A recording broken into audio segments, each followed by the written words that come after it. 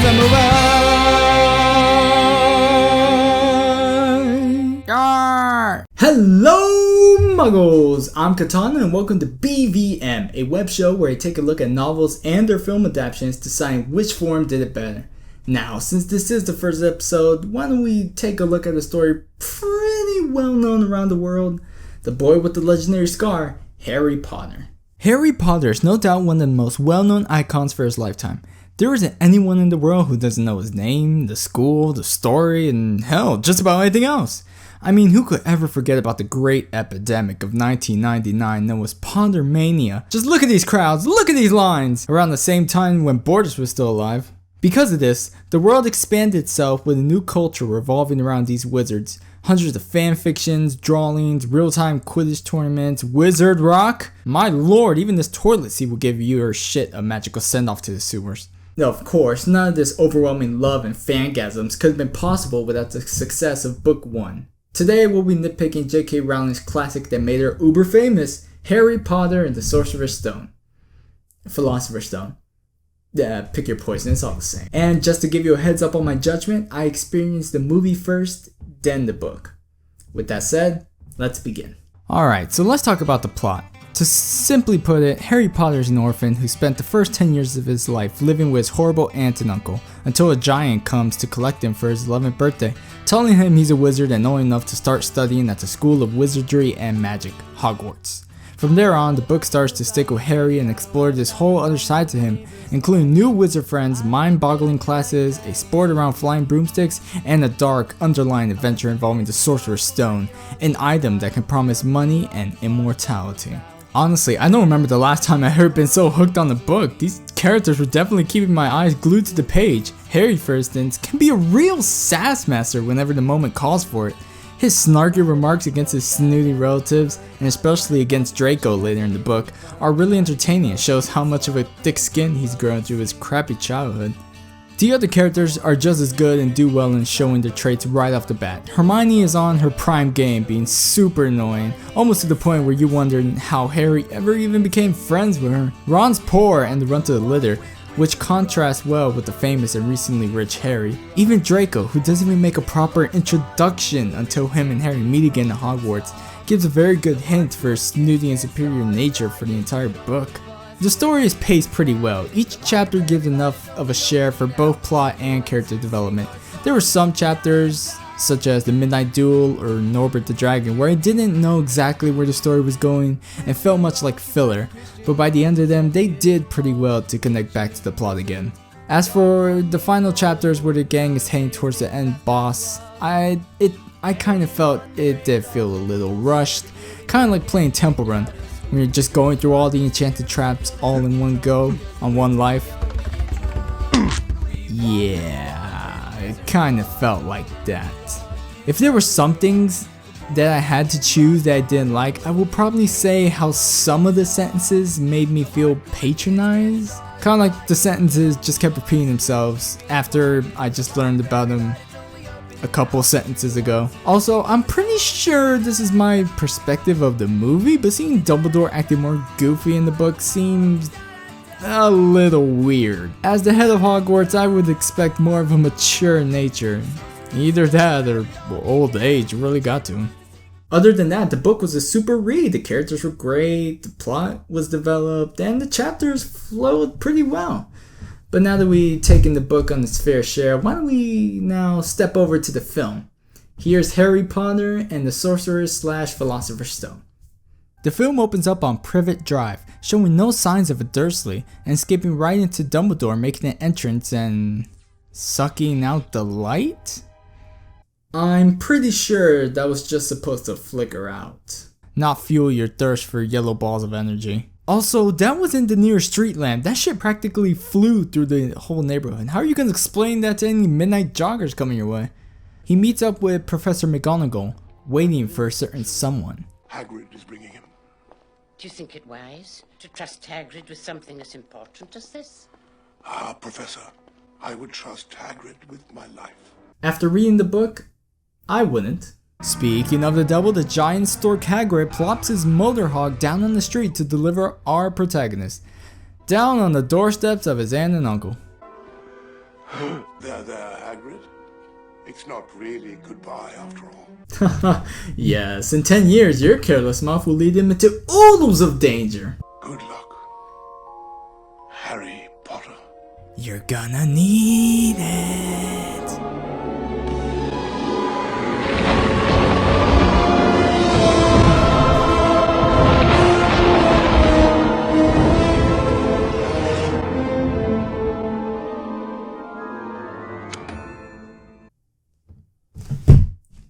Well, no turning back now. Seriously, can we just settle this whole title thing? Pretty much the reason why there are two titles is because the original philosophers sound too boring or smart and might not have attracted Americans. For me, this sounds a little insulting. We're smart. We know what a philosopher is. We can read and comprehend movie. Anyways, 10 years skip ahead and we see a 10-year-old Harry waking up in his dirty man cave. Be careful, Harry. There could be spiders in there. Wake up, cousin! We're going to the zoo!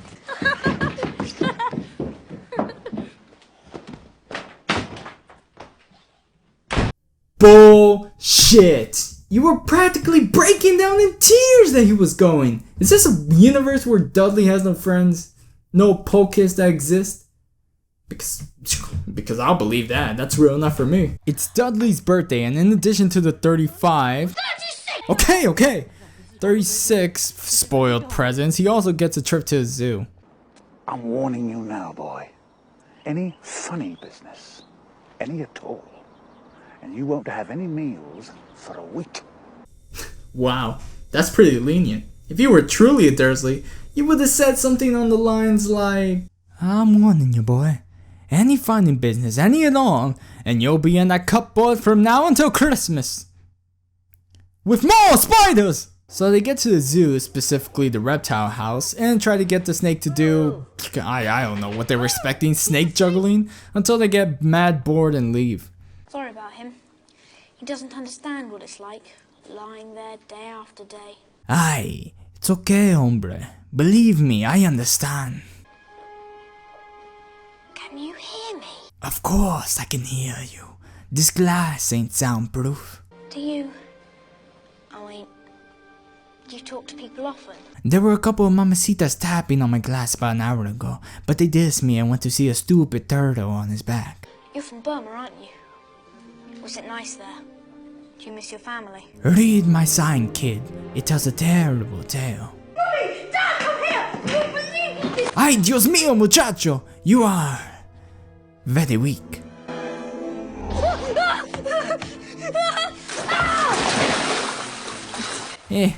I already had a heavy lunch.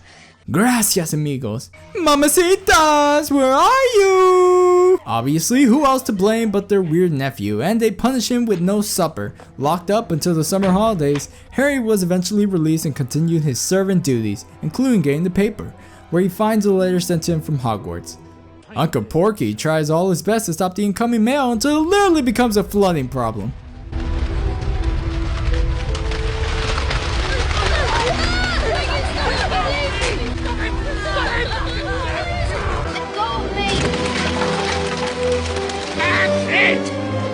We're going away! Far away! Where they can't find us!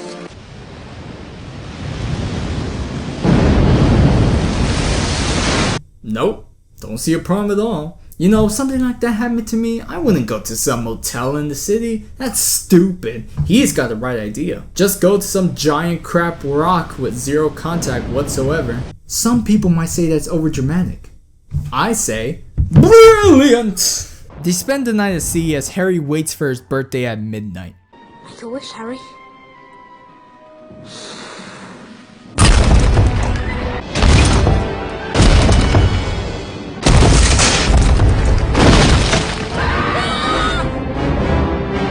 Harry! What the hell did you wish for? And now we see Hagrid coming in to save Harry from a shack that's just waiting to topple over. Aside from his umbrella, he also carries some tude. I demand that you leave at once, sir. You are breaking and entering. Dry up, Dursley, you great prune. That in no way resembles a knot, sir, but I will allow it. Mind, I haven't seen you since you was a baby, Harry, but you're a bit more along than I would have expected, particularly round the middle. I'm not Harry. I am. Well, of course you are. Hey, don't try to play it cool, Hagrid. You actually confuse Harry Potter with Augustus Gloop over there? Hagrid makes himself comfortable and fills Harry's head with necessary information, including the most important. You're a wizard, Harry. Say what? Realizing how much Harry is clueless on his double life, Hagrid finally gives him the acceptance letter to Hogwarts, giving the Dursleys a reason to intervene and explain why they tried to keep Harry a pure muggle all this time. They even go as far as to hit Hagrid's boiling point by insulting Dumbledore. He's under the finest school of witchcraft and wizardry in the world, and he will be under the finest headmaster that Hogwarts has ever seen, Albus Dumbledore. I will not pay to have some crackpot old fool teach him magic tricks.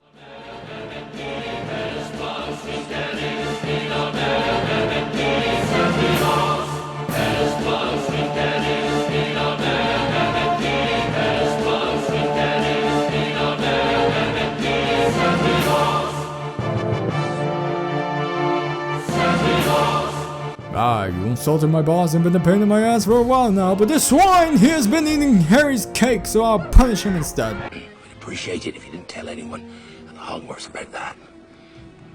Strictly speaking, I'm not allowed to do magic. Yeah, no magic. You know, unless you're this guy over here. Oh, we're a bit behind schedule. Best be off. Unless you'd rather stay, of course. And stay here with these losers? Pfft, I'm with you. Good day, Dursleys, good day! One unexplained transition later, Harry and Hagrid are walking in London getting ready to buy school supplies. But to do that, they need to go inside a murky pub first, letting the world know Harry Potter is back in action. He even meets up with one of his future teachers, Professor Quirrell. Oh, nice to meet you. Fearfully fascinating subject. What's the matter, Quirrell? Clearly you want to grasp Harry's hands, right? It's because he looks dirty, isn't it? Don't judge. Don't judge. It's been a rough 10 years. They head towards the back, and by inserting a simple tapping code, the Jenga pieces disassemble to reveal Diagon Alley, a real wizard's marketplace with cauldrons, bats, and brooms. But before they could shop around, they head towards Gringotts Bank to withdraw some mad money. Mr. Harry Potter wishes to make a withdrawal. Jesus, is that goblin part shark? Just look at those chompers. They could give Jaws a run for his money.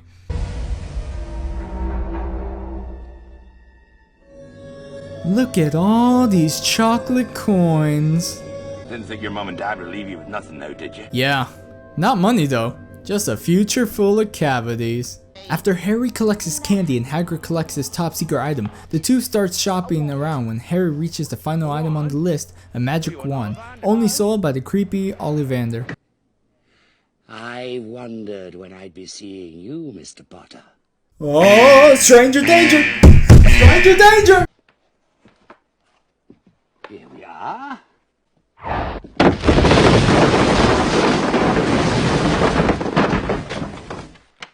Apparently not. Well, no shit. You didn't measure his arm at all. How can you just know? This isn't magic. Perhaps this. No, definitely not. Yeah, that vase lived a good life. Could live longer if you measured him! Finally, Harry is given a wand similar to the one who gave him the scar on his forehead and killed his parents years ago. Meeting back with a new feather friend at hand, Hagrid and Harry are sitting down for lunch, where Hagrid finally tells Harry a detailed story about the downfall of his parents and the boy who lived. This shouldn't even be happening. I mean, Hagrid spilled the beans when they were still in the crab shack, but Harry asked questions while they were still getting to Diagon Alley, and then Hagrid says something like, Hagrid, all those people back there. How is it they know who I am? I'm not sure I'm exactly the right person to tell you that, Harry. I would trust Hagrid with my life. Blimey, is that the time? Sorry, Harry, I'm going to have to leave you. Dumbledore will be wanting his, well, he'll be wanting to see me. Now, your train leaves in 10 minutes. Whoa, whoa, whoa. 10 minutes? What the hell happened to a month? You know, so he could physically and mentally prepare for this incredible journey? And if it's happening so quick, then why ditch him when you know full well he wouldn't know how to get on the Hogwarts Express, since this is the first time ever he's experiencing magic? I would trust Hagrid with my life. So now Harry's on his own, and by sheer luck he hears a mother of way too many making her way to platform 9 3/4. These are the Weasleys, and Harry spies long enough to finally ask for some help. Could you tell me how to get onto the platform? Now, all you've got to do is walk straight at the wall between platforms 9 and 10. Well, at least this beats being locked in my cupboard playing with the spiders! Luckily, Harry doesn't suffer from severe head trauma and finds the Hogwarts Express. He takes a seat on the train and is confronted by the kid who looks like he needs a toilet more than a seat, Ronald Weasley. Do you really have the what? The scar. Oh. Oh, come on, Harry. He was so wanting to see that, and you could have got a pretty sicko out of him, too. The boys bond over frogs and rats, you know, like normal wizards, as the next leading role to complete the trio walks in, Hermione Granger, who, in just the first sentence, you can already predict how annoying she's going to be. Oh, are you doing magic? Let's see then. Are you sure that's a real spell? Well, it's not very good, is it? I've only tried a few simple ones myself, but they've all worked for me. For example, Oculus Reparo.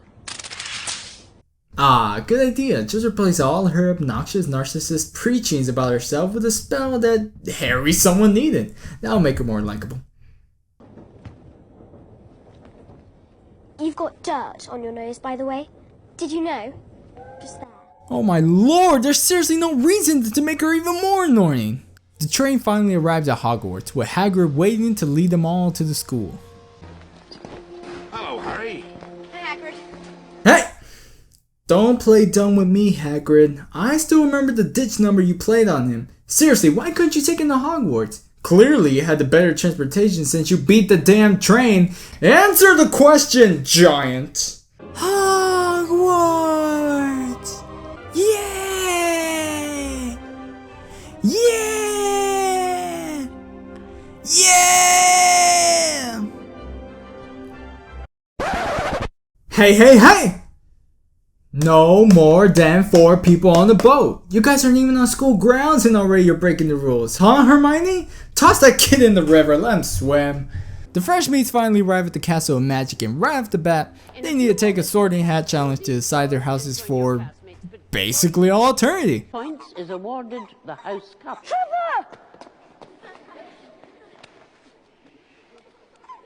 Wait a minute. Are you telling me Neville just found him? He lost him on the train, left the station, swam across the lake, entered the castle, and now he finds him? Stupid pet my ass. This frog's a freaking genius! While the preparations for the challenge are being made, Harry's introduced to one of his rivals. Draco Malfoy. Clearly this is the first time. Not some wizard's robe shop or even the train. Draco attempts to tell Harry about the people he should side with and to ditch Ron, but knowing Harry... I think I can tell the wrong sort for myself, thanks. Oh, sweet honey barbecue!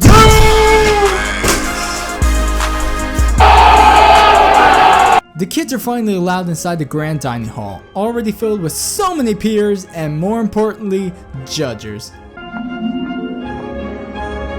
Wow! Look at all the candles! In the sky! It looks so... It's not real, the ceiling. It's just bewitched to look like the night sky. I read about it in Hogwarts, a history. Will you just let me have this? But before the house element can begin, our Dean Dumbledore has a few words he'd like to say. The first years, please note that the Dark Forest is strictly forbidden to all students. Also, our caretaker, Mr. Filch, has asked me to remind you that the third floor corridor on the right-hand side is out of bounds to everyone who does not wish to die a most painful death. Thank you. Ah, just the words you want to hear in the first day of school. Sure doesn't make me want to feel like transferring. The Sorting Hat starts his judgment call with our lead roles first because, you know, who really cares about Hannah Abbott making it to Hufflepuff or Terry Booth telling his parents he's now a Ravenclaw boy. No, we came to see our mains, man.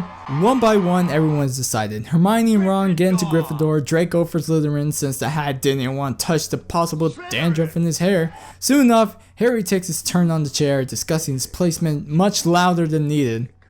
Plenty of courage, I see. Not a bad mind either. There's talent, oh yes, and a thirst to prove yourself.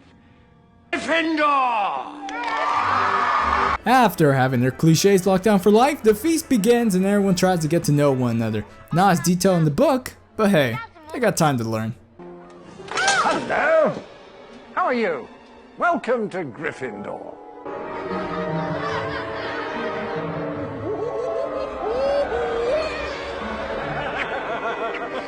Bloody Baron!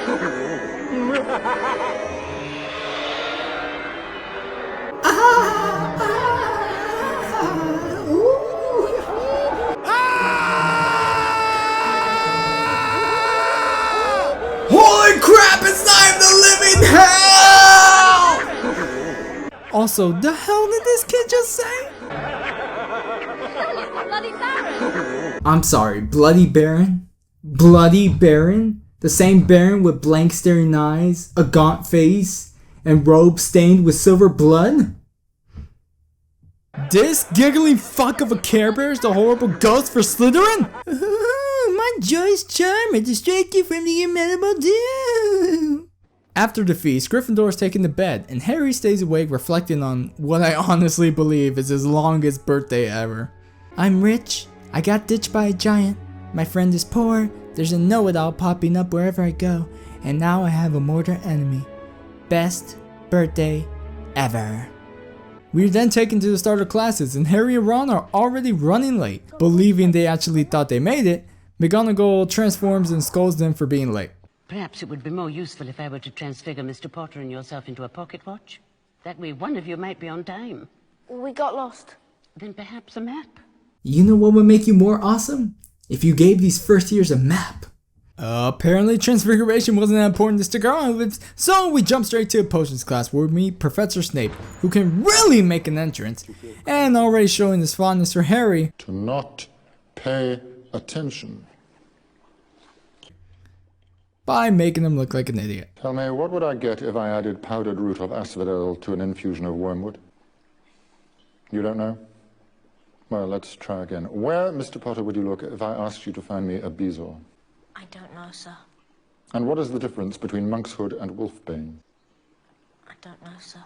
No, come on, Harry. Those are like first grade questions. Here, ask me. Ask me. Tell me, what would I get if I added powdered root of asphodel to an infusion of wormwood? A worm tree. Where, Mr. Potter, would you look if I asked you to find me a bezoar? Africa. And what is the difference between monkshood and wolfbane? One sounds more realistic than the other. Nailed it. So after being publicly shamed, they're all at breakfast, just in time for care packages to be dropped. Harry takes hold of Ron's newspaper and learns that someone broke into Gringotts, the same vault that Hagrid specifically visited. That's odd. That's the vault Hagrid and I went to. Why are you looking so damn suspicious? How does this even concern you? Why are you even listening to this conversation? Shouldn't you be talking off someone's ear about the flying tips you got for broomstick practice later? I swear, if these cafeteria tables weren't filled up to the freaking brim, she would be sitting somewhere here, alone, probably with, I don't know, Gargamel over here. However, that guy would be lucky to tell stories about who he sat with in years to come. A couple bagels later, the Freshiers are taking their first flying lesson with Madame Hooch, who in my opinion is secretly a werewolf in disguise. Everyone step up to the left side of their broomstick. Stick your right hand over the broom and say up. Shut up, Harry. Yeah, Harry, don't mock him just because he can't pick up his stick. When I blow my whistle, I want each of you to kick off from the ground hard. Mr. Longbottom. Longbottom!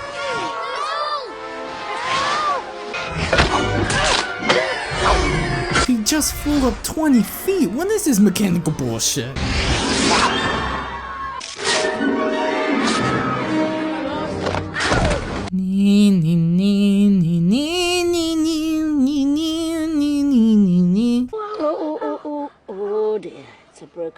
broken wrist? No, in the book it made sense because all he did was just fly up. Here, he went on a freaking joyride, snapping his neck twice and sticking the landing with a couple broken ribs.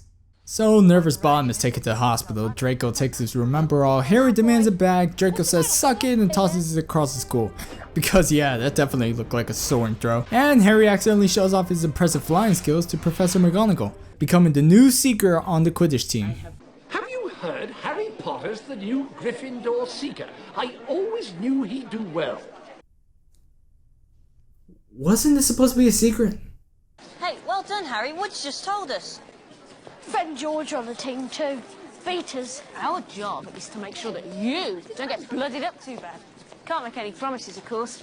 Rough game, Quidditch. Brutal, but no one's died in years. Someone will vanish occasionally. But they'll turn up in a month or two.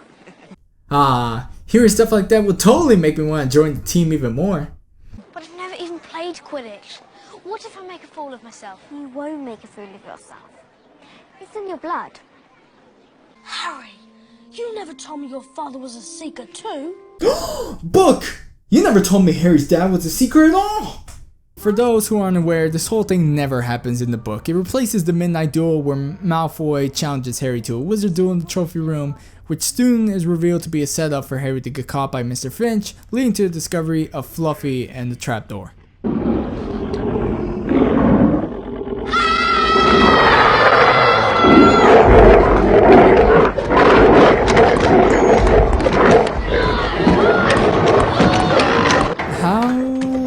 Did no one hear that? It's guarding something. Guarding something? That's right. Now, if you two don't mind, I'm going to bed before either of you come up with another clever idea to get us killed. Or worse, expelled. Are you fucking serious right now? They didn't come in the staircase to lead him up to the third floor. They didn't know what was going to be in that room. If anything, you were the one who took him to that trophy room. You intervened. You can't just join up with them, be led to a series of unfortunate events, and then blame them for what just happened right now. Hermione, you're just on something right now. So the next day comes along and Harry and Wood are meeting up for some Quidditch training, which really doesn't look like 7 p.m., more like the early glow of dawn. And after the rules and different types of balls are explained to him, Harry makes it to Charms class, where the lesson for today is all on Wingardium Leviosa. Wingardium Leviosa. Wingardium Leviosa. It's Leviosa. As predicted, Ron sucks and Hermione is praised for her smarts, giving him another reason to badmouth her. Only this time, she actually hears him and cries to herself. She goes missing in the worst of time as the Halloween feast is interrupted by Professor Quirrell, who announces that there was a troll roaming the halls. The students are being walked down into the room, but Harry remembers about Hermione and wants to go warn her. Hermione, he doesn't know. Really, Ron? No arguing? No sucking teeth? Alright. Harry and Ron make it just in time to see the big-eared troll try and squish Hermione like a bug. And take that! And take that! And that! And take that! Yeah! But Harry is caught, leaving Ron to act fast. Swish and flick! Wow, even in the face of death, she still manages to help him in this idiocy. Oh, I should have had it more stronger. Our trio of heroes managed to defeat the troll with its own whacking stick. The teachers finally arrived and for some reason rewarded them for this kind of behavior, conditioning them to continue this on in the future. In the next morning, Harry is confronted by Snape in the most creepiest way possible, and reminds him of the bad leg he saw earlier. Listen, last night, I'm guessing Snape let the troll in as a diversion, so he could try and get past that three-headed dog. But he got himself bitten. That's why he's limping. The day I was at Gringotts, Hagrid took something out of one of the vaults. Said it was Hogwarts business, very secret. That's what the dog's guarding. That's what Snape wants.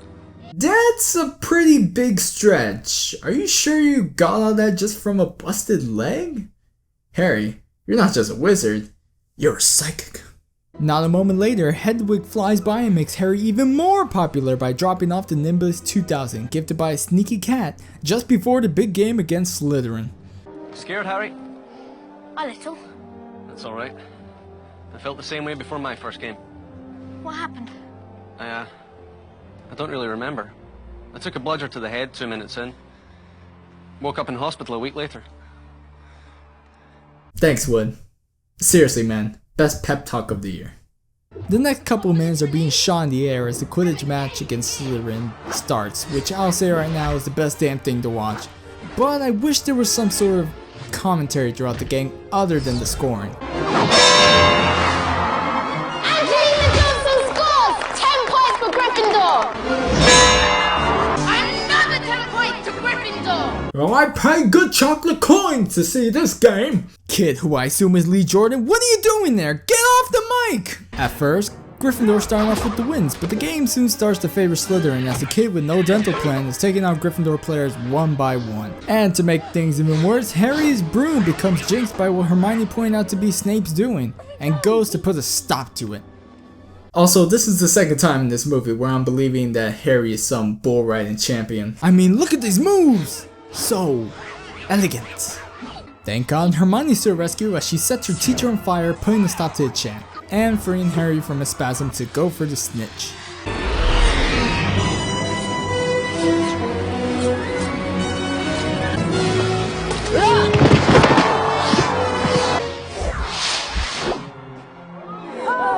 Looks like he's gonna be set.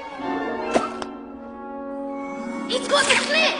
And no saliva or vomit in sight, this kid's practically God! Harry catches the snitch, winning Gryffindor the game and becoming even more popular than any high school drama queen could ever dream of. The scene moves forward to the trio hassling Hagrid about the dog and the trap.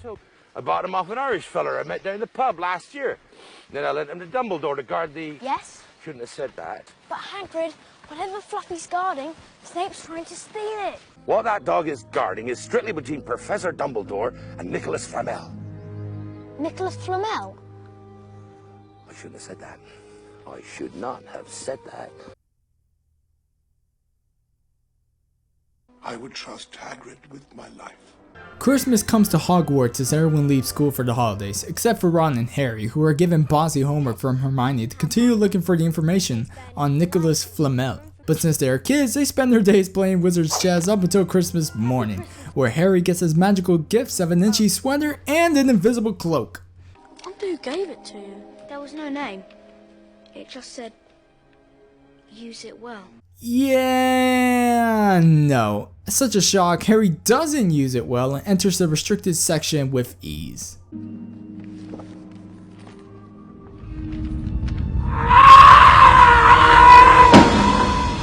Jesus! I don't think that was acting. I think he was in serious pain. Probably from a bad torn page or something. The Book of Agony alerts Mr. Finch and Harry makes a break for it. Show yourself. Smurfs! I know you're here somewhere. Harry evades Finch but finds himself in the middle of a dark confrontation between Snape and Quirrell, which wouldn't have happened if they just took their conversation inside the Forbidden Forest as scheduled. But quiet as air, Harry opens a door that leads him to the Mirror of Erised, showing him an image of his mom and dad right beside him. Mom? Dad? I guess the rest of the Potter family were stuck in mirror traffic trying to get to this small reunion. With some strange protagonist luck, Harry manages to run back to Ron and bring him back to the mirror without any kind of security in between, hoping to show Ron his parents, but instead, the Weasley boy sees his dream too good to ever be the future. Harry, do you think this mirror shows the future? How can it? Both my parents are dead. On a different night, Harry comes back, and this time, Dumbledore sneaks up on him, explaining the mirror's powers to give what the person wants most in their hearts. It shows us nothing more or less than the deepest and most desperate desires of our hearts. But remember this, Harry. Men have wasted away in front of it, even gone mad. That is why tomorrow it will be moved to a new home. And I must ask you not to go looking for it again. Oh, don't worry, Harry. You can ask Hagrid. He'll bumble the answer out for you later. Woohoo! Harry, did you know I could change the weather? Actually, no, I didn't. Just watch me go! Winter is over, and the trio are back together where Hermione... I checked this out weeks ago for a bit of light reading. Of course, here it is. Nicholas Flamel is the only known maker of the Philosopher's Stone. The what? Honestly, don't you two read? Excuse me, Hermione, but I do read, and you did not find Nicholas Flamel on your own. It was Harry taking up one of those wizards' trading cards again and reading up on Dumbledore's background. Your move, Granger. With this newfound information about Flamel and his creation of the Philosopher's Stone, the trio heads over to Hagrid's hut to leech off some more school secrets. I think Snape's trying to steal it. Snape? Snape is one of the teachers protecting the stone. Wait a minute. One of the teachers. There are other things defending the stone, aren't there? Spells, enchantments. Waste of bloody time if you ask me. Ain't no one gonna get past Fluffy. Ain't a soul knows how, except for me and Dumbledore. I shouldn't have told you that. I should not have told you that. I would trust Hagrid with my life. Luckily, they arrive in time to see the birth of the chapter cut out from the movie, Norbert the Dragon. But that magical moment is short-lived as a blonde-haired snake sneaks after hours and spies on our heroes, tattling on them and bringing them to punishment. But to his surprise, he is also given punishment. I thought you said the four of us. You see, honourable as your intentions were, you too were out of bed after hours. You will join your classmates in detention. What an idiot. So, Harry, Hermione, Draco, and not Neville are being led to Hagrid's by Mr. Finch. A pity they let the old punishments die. Was a time detention would find you hanging by your thumbs in the dungeons. I don't even want to know what his hobbies are, or what he considers a good time. No. They meet up with Hagrid, learning that his dragon is now off in Romania and that they're serving detention in the forest. The forest? I thought that was a joke. We can't go in there. Nighty-night. Right. Let's go. Oh my god, what's the point of having rules if you're not going to go through with them?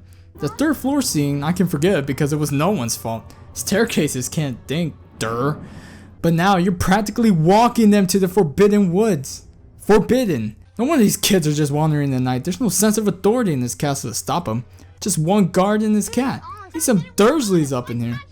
So Hagrid and his half-sight groupies are in the woods where their goal is looking for a wounded unicorn based on its silver blood? I would believe that to be love juices over blood any day. Hagrid splits Harry and Draco into a separate group because, hey, that's a smart idea, sending two freshmen who never once in their lives set foot in those woods. Also, we need to make Harry look more like a hero if he's paired up with his rival. Ooh. If I didn't know better, Draco, I'd say you were scared. Scared, Potter. Did you hear that? Yeah, that's the sound of someone being scared, you wuss. What is it, Fang?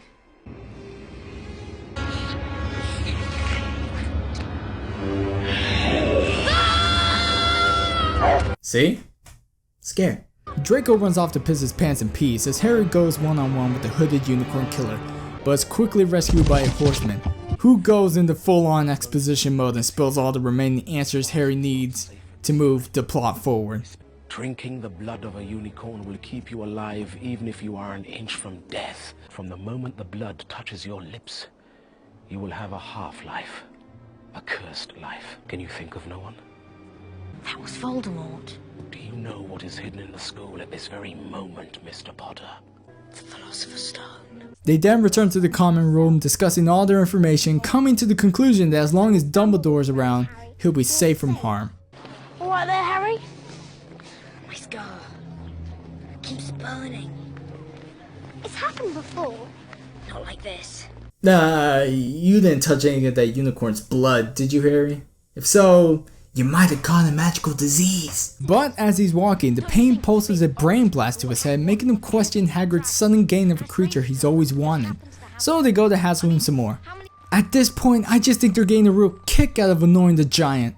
They don't even leave him alone to practice his flute. One that was supposed to be a Christmas gift to Harry in the first place. This stranger, though, you and he must have talked. You wanted to know what sort of creatures I looked after?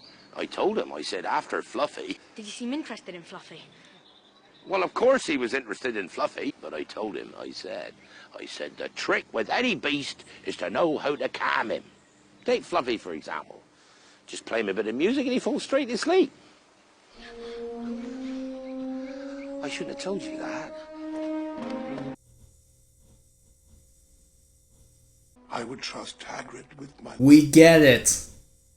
So the trio runs through the school and tries to warn Dumbledore that someone might be trying to steal the Sorcerer's Stone, but as it turns out, I'm afraid Professor Dumbledore is not here. So they go out into the halls and talk loud enough for the guy who they suspect is right behind them. Be careful. People will think you're...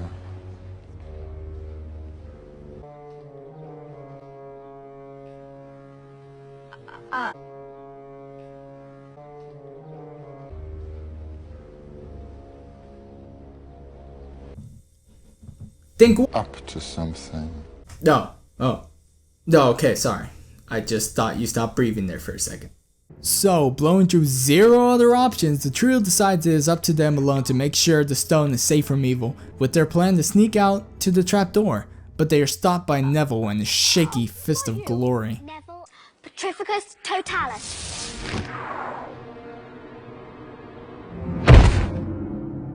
You really showed them success? So the hero makes her way to Fluffy's room, noticing the harp's still playing so Harry doesn't need his magic flute, and they jump into the first trap before becoming Cerberus child. Harry and Hermione make it out okay, but Ron... yeah. Hermione kills the weeds by fire, saving Ron, and they all head into the second room, filled with a bunch of enchanted flying keys. What's this all about? I don't know. What are we going to do? There must be 1,000 keys up there. We're looking for a big old-fashioned one. There! I see it! The one with the broken wing. Well, thank God we have a seeker here who can find the most tiniest of things. Can you believe how inconvenient it would be if we had the bloody pizza? For some odd reason, Harry manages not to get cut by any of these wings and grabs a key, leading them and his friends into the third room, which is even more convenient as it's a game of wizard's chess. Ron, being the amazing tactician he is, takes the challenge and tries to win the game. Explosions fly around like a goddamn war zone, leaving the final play for Ron to become a sacrifice and let Harry win the game. Harry, it's you that has to go on. I know it. Not me, not Hermione, you. It's not Ronald Weasley and the Sorcerer's Stone. It's not Hermione Granger and the Sorcerer's Stone. It's Harry fucking Potter. It's your freaking destiny. So just stand still and watch your friend die, okay?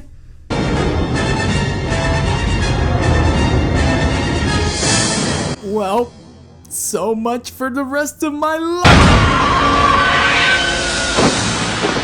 So Harry calls checkmate, scaring the statue to drop its sword, and the two run to Ron's aid. Harry tells Hermione to stay back and get help while he moves forward. Ron's right. I have to go on. You'll be okay, Harry. And Harry, just be careful. But wait, there could be another trapdoor, probably with potions and logic. Okay, never mind. So Harry goes down to the final room, meeting a huge shocker as he sees Professor Quirrell looking devilishly mind-controlled in the mirror. The plot unravels as he reveals how he was trying to kill Potter all along, and Snape was actually trying to keep him safe all this time. He even starts to think back of all the good times he had here until the voice in his head tells him to use Harry to search for the location of the stone. Come here, Potter! Now! Okay, jeez, you don't gotta yell, I'm like 5 feet away, God. So Harry takes a look in the mirror and instead of his parents, he sees this. You looking for this stone? Don't you worry, I got you covered, bruh. Harry lies about what he saw and then annoys Quirrell enough that he unravels his turban to show Harry Potter. Oh God.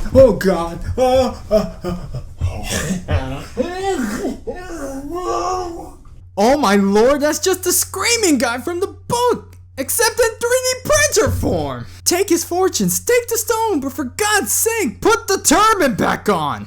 No! Ugh. Voldemort's head is revealed and he points out the stone in Harry's pocket, making a deal of a reunion with his parents and an offer to the dark side. Yeah, because a face like that surely makes anyone want to say yes. Heroically picking responsibility over desire, Harry declines and Quirrell flies in for the kill, but Harry's heated iron hand saves him from the choking. What is this magic? What indeed is this magic? Your hands should be boiling bloody red, not turning into dark sand. Harry dries his ass and saves the stone from harm.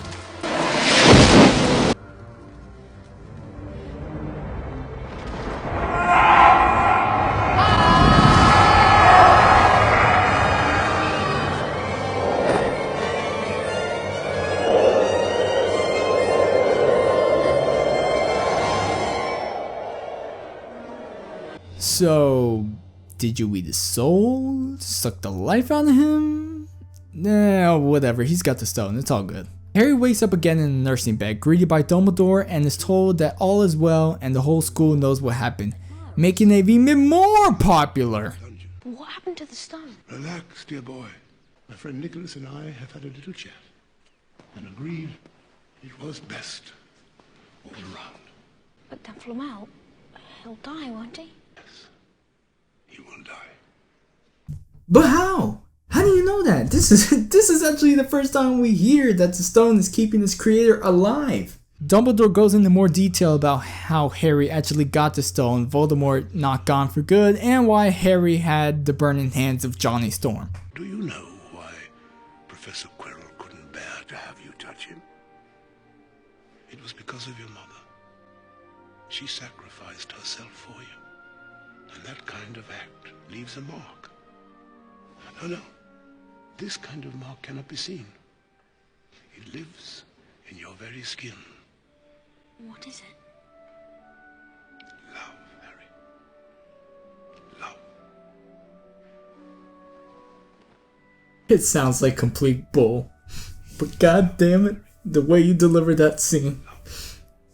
Marvelous. But knowing we have an ending to film, Harry pulls a complete recovery to join the friends for their end of the year feast, and the final points being marked for the houses. To be honest, it would have been somewhat better if it wasn't for this part. And in first place, with 472 points, Slytherin House. However, recent events must be taken into account. Hermione Granger, with the cool use of intellect, while others were in grave peril. 50 points.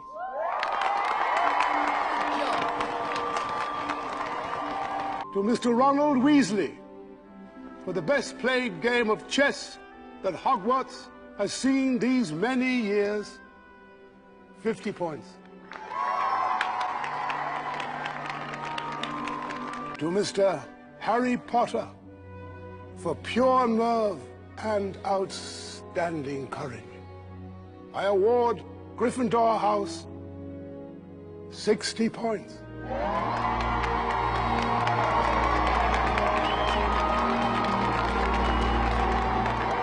We're tied with Slytherin.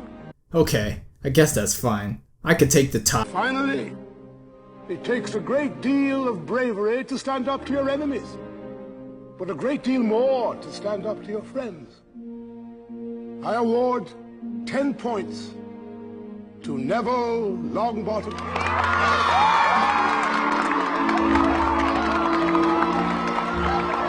Oh, come on! Even Neville knows this is some real ass pulling. I mean, I would have been happy with Slytherin winning. Even a tie would have been somewhat satisfying. It could have given Harry, the readers, and hell, the viewers to be like, oh yeah, it's cool for now, but next year will definitely be the time to shine. Or hey, how about let Slytherin win, but just give Harry his own personal speech about he just saved the freaking school from freaking Voldemort.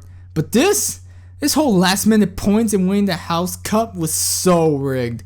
It actually makes me feel bad for Slytherin. They followed the rules. Sure, they're probably destined for evil, and are probably on the path of becoming bigger a-holes in the future. But at least give them this. Harry and his friends lost so much points to Gryffindor for that whole late night incident that it just so happens that they just make it up in one night. This is just more rewarding for bad behavior.